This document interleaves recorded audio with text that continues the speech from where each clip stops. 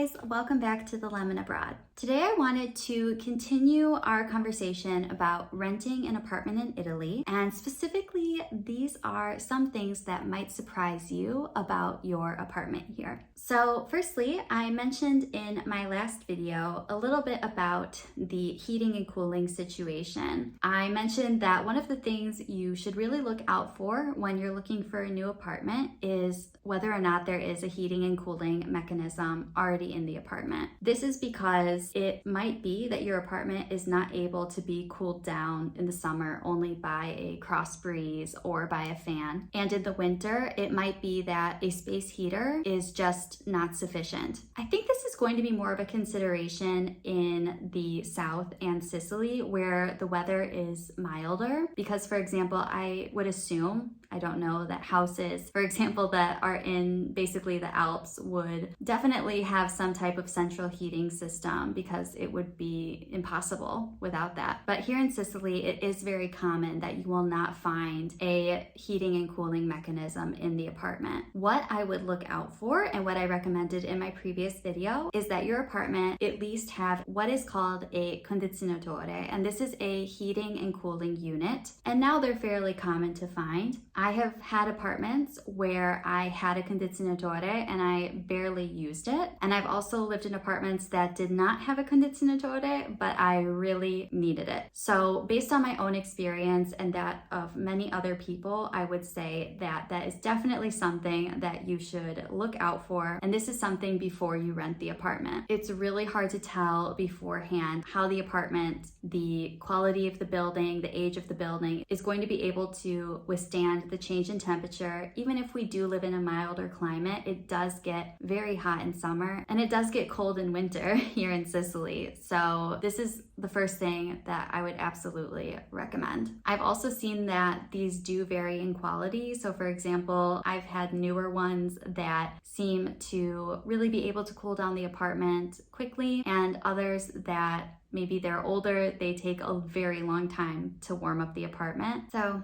it's a little tricky to say, but definitely look for an apartment that has a condizionatore at least. If by chance you do have some type of central heating in your apartment, ask the landlord if it is up to you to turn it on, because in some apartments, the housing association may have agreed that, for example, you can turn on the heat in your apartment whenever you want, but heat is only going to come out between 6 p.m. and 10 p.m. at night. So these are things that I wouldn't have expected. I don't know that they're common in the United States, but just something to look out for. One thing that I definitely was not expecting when I moved to Italy is to find out that many people only use, for example, their water heater when they are going to take a shower, or they only use their laundry machine at night. And this is more common than maybe you would think. The reason why is that electricity costs a lot of money, and many people, especially I'm going to say if you live by yourself or you live in a shared flat maybe, where you don't necessarily need to have hot water all during the day, many people, in order to save money, will only turn on the water heater a half an hour or an hour before they take a shower. If you leave it on all day, it can really increase your energy costs. Also, the electricity has different prices depending on what time of day you used it, what day of the week it was, and whether or not it was a holiday. You're going to have to check with your specific electric company to get these rates, but in general, it's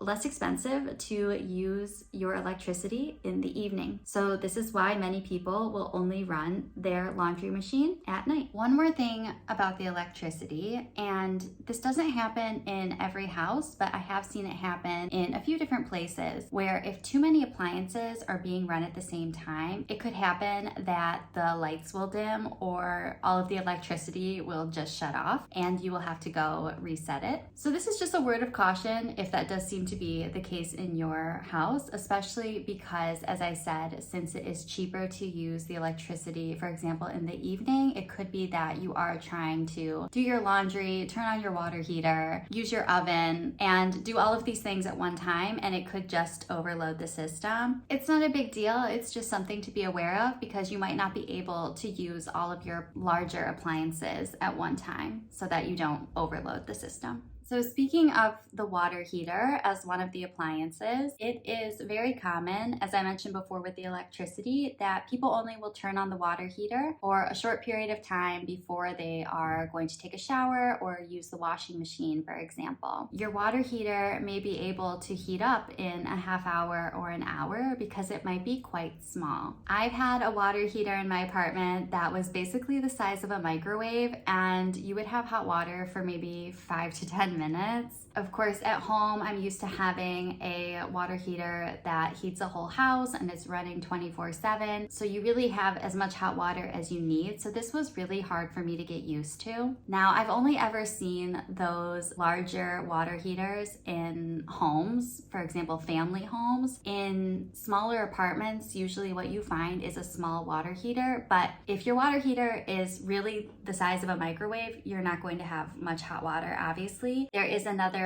standard larger size water heater. I don't know how to show how large it is, but if it is larger, you will of course be able to have more hot water. And in my experience and with my friends, I know that that works well for 1 or 2 people sharing a house. One more thing is about the water in Italy. Now, I can't speak for all of Italy. I can't speak for every municipality, but no matter where I've been in Italy, living or on vacation, I have never drank the tap water. I don't know if this is for any real reason or if it's just superstition or custom, but in no Italian person's house have I ever had water from the sink to drink. This is something that I would, when you move in, ask your landlord and ask your neighbors, what do they do? Ask your friends in the city. They will have the best answer for you. But in my own experience, it is very common for people to either have a water filter or to buy water from the supermarket. They sell 2-liter bottles of water in packs of 6, and it's very, very common that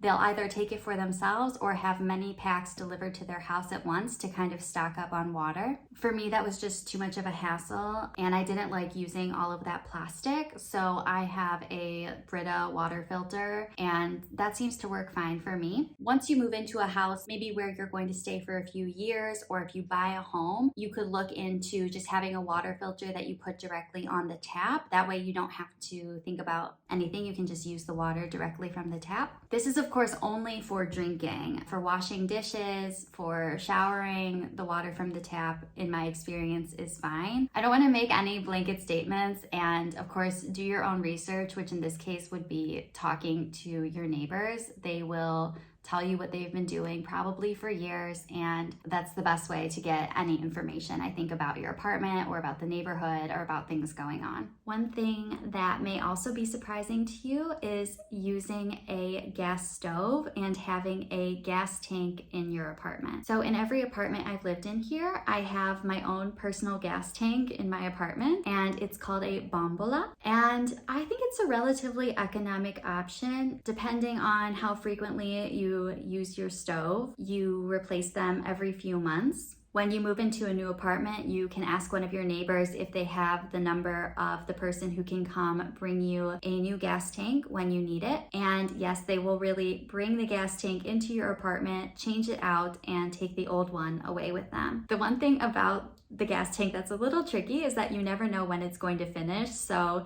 it could be that you're making dinner one night and all of a sudden the gas goes out and you're just going to need to go get pizza. But fortunately, mine have always finished during the day, and I've been able to call someone and have a new gas tank in usually 20 minutes. When you're getting set up in your new apartment, you will decide if you need to have internet or not. And I mention this because you might also be surprised. I know, especially for me coming from the United States, that cell phone plans are relatively inexpensive here, at least compared to the US. And you can even find plans, especially if you're a new customer, you could get an offer that has unlimited internet for €10 or something like that. So I would really consider before signing a contract with an internet company whether or not you really need the internet, because while that is relatively inexpensive as well, it still could be something that you don't need to pay for in the first place. Just check that your cell phone plan will allow you to use your phone as a hotspot unlimitedly. Also check to see if your apartment has any dead zones, because obviously if you don't get a signal in your apartment, you wouldn't be able to use the internet anyway. And also maybe if you need really guaranteed high-speed internet because you work remotely or something like that, yeah, I could see that being a good reason to invest in the internet. But usually the internet contracts are for at least 2 years. It could be hard to cancel. So those are just some things to consider before signing up for the internet. The last thing that I wanted to talk about today is when you have maintenance on your apartment. Now, obviously the standards and norms for this are going to be different in every country. And I've actually never rented an apartment in the US, so I don't actually know how that's managed. But what I've learned in Italy, and I learned this from one of the maintenance men from my old apartment, was basically if it's something outside of the walls, it could be your responsibility. If it's something inside the walls, it's definitely the landlord's responsibility. Now, you'll find if you look in your contract and if you look online and you're looking up,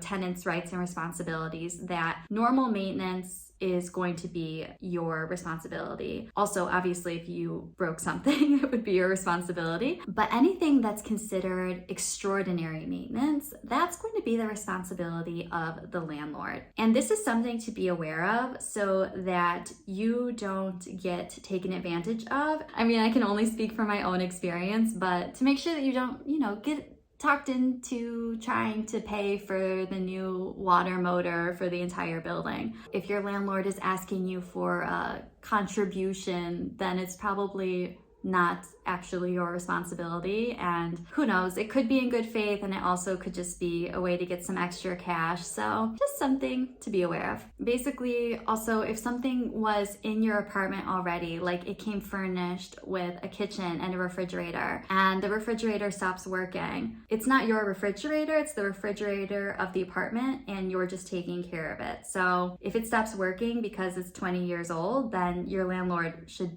be bringing in a new or gently used refrigerator. But if you somehow broke the refrigerator, which I don't really know how you would do that, but let's just say, and that refrigerator came with the apartment, then obviously they're going to be expecting that there is a functioning refrigerator when you move out. So it's your responsibility. I feel like that's actually pretty standard. I don't know, it seems like common sense to me. So maybe it's like that in other places too. This is something that I talked about in my first video about renting an apartment, but when you find yourself dealing with situations like this, if your landlord is someone who generally abides by the rules and abides by the norms, then it won't even really be a discussion. But if you have a landlord who maybe seems a little fishy about stuff, or it seems like they're asking you to pay for things that don't really feel like they're your responsibility, you can always go online and look up tenants' rights and what is considered to be a normal expense that you would pay for just to keep up the maintenance of the apartment, or is it an exceptional expense that is the responsibility of the landlord. So yeah, those were just a few things that I've come across that were surprising to me or that I learned in the process of living in a few different apartments here. I'm sure there are more, but these were just the ones I could think of right now. So I hope that this has been useful advice for you